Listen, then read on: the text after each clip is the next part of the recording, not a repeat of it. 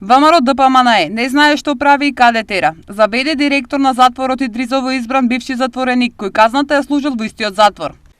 Ибрахим Елези е осуден и лежал 4 години во затвор од 2013 до 2017 година во Идризово. Кривичното дело за кое што бил осуден е неовластено производство и пуштање во промет на дрога. Сега истиот овој човек, Мицковски ВМРО ДПМНЕ, го ставаа директор во затвор Капедром Идризово, оделение Велес. Ова не е нормално. Па како може осуден криминалец да биде одговорен за затвор? Но тоа не е се.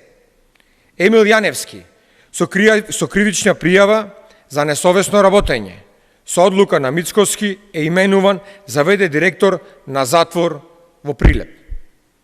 Јаневски во 2020 година бил директор на јавно комунално предпријатие Водовод и канализација Прилеп и против него МВР има поднесено кривична пријава за несовесно работење во службата и штета врз буџетот од предпријатието во висина од 2,3 милиони денари.